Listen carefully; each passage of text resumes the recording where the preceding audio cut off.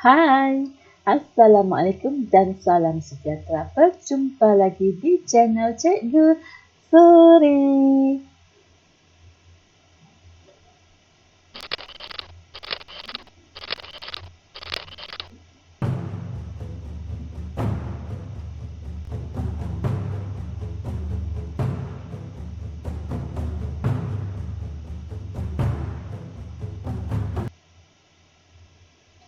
Hai anak-anak pelajar.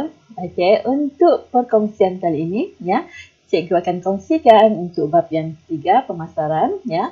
Kali ini kita masih lagi berada dalam subtopik yang pertama iaitu pendekatan pemasaran, dan untuk kali ini juga ya kita akan melihat kepada anak topik yang kedua iaitu proses pemasaran.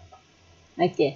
Jadi sebelum itu kita akan lihat dahulu overall ya berkaitan dengan ya tajuk pemasaran inilah ya, seperti yang cikgu telah pernah ya jelaskan pada video yang lalu ya. Untuk bab pemasaran ini dia ada 5 subtopik lah. Okey. Jadi untuk kali ini ya kita akan lihat di bawah subtopik yang pertama, yang mana untuk subtopik yang pertama ini dia ada orientasi pengurusan pemasaran, proses pemasaran dan pendekatan strategik. Okey, untuk orientasi pengurusan pemasaran ini cikgu telah pun jelaskan ya pada video yang lalu sebelum ini, dan untuk sesi kali ini ya, perkongsian kali ini cikgu akan menjelaskan pula dan menerangkan berkaitan dengan proses pemasaran. Okey. Ya, seperti yang anak-anak pelajar ketahui, di bawah subtopik pendekatan pemasaran ini ya, dia ada 3 pecahan anak topik: orientasi pengurusan pemasaran, proses pemasaran dan pendekatan strategik. Ya, yang mana untuk tajuk yang pertama, orientasi pengurusan pemasaran, cikgu telah pun terangkan pada video yang lalu. Ya, untuk kali ini kita akan lihat kepada subtopik ataupun anak topik yang kedua berkaitan dengan proses pemasaran. Okey. Objektif kita ya, diharap di akhir video nanti para pelajar dapat menjelaskan ya apakah proses-proses yang terlibat dalam pemasaran. Okey, untuk proses pemasaran ini ya dia ada beberapa langkah lah ya, beberapa proses yang terlibat. Yang pertama, menilai peluang-peluang pemasaran. Okey, kemudian kedua, memilih sasaran pasaran. Okey, ketiga, membina campuran pemasaran. Dan yang keempat, menjalankan usaha pemasaran. Okey, ini antara 4 proses yang terlibat dalam pemasaran.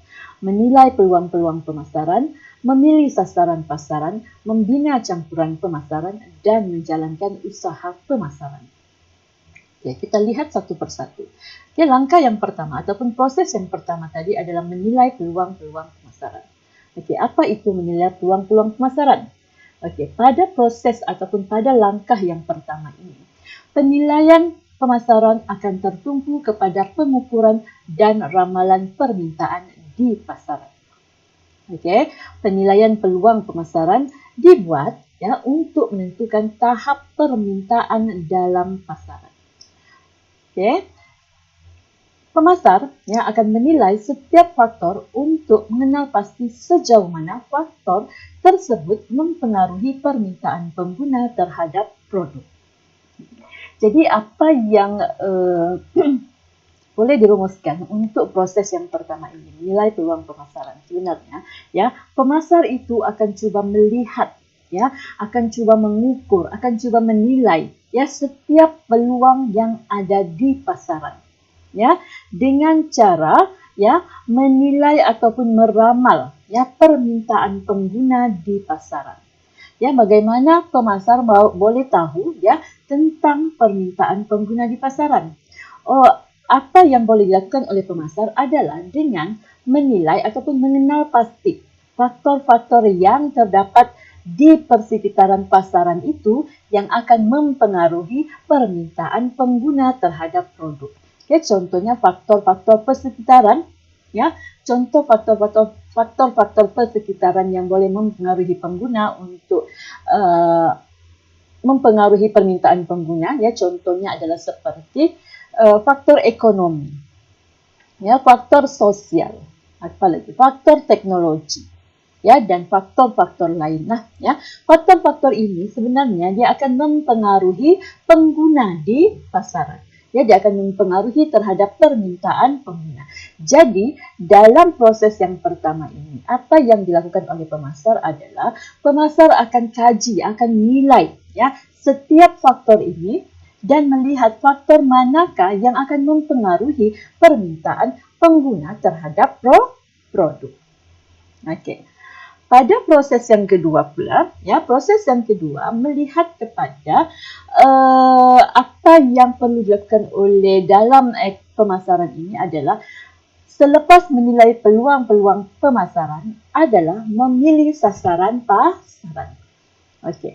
Sasaran pasaran itu adalah merujuk kepada siapa kita punya pengguna yang kita sasarkan.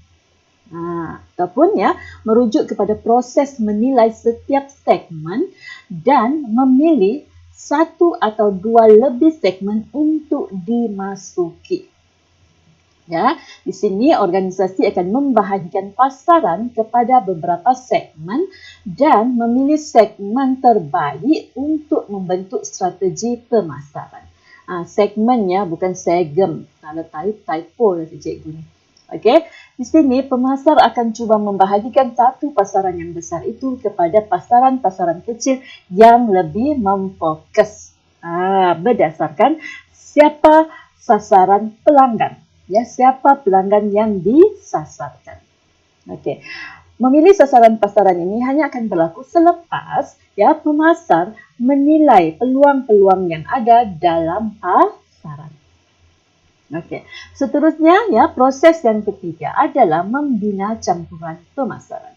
Ya, setelah pemasar menilai peluang pemasaran, setelah pemasar memilih sasaran pasarannya, tahu siapa pelanggan ataupun pasaran yang perlu disasarkan, langkah ketiga yang perlu dilakukan oleh pemasar adalah membina campuran pemasaran.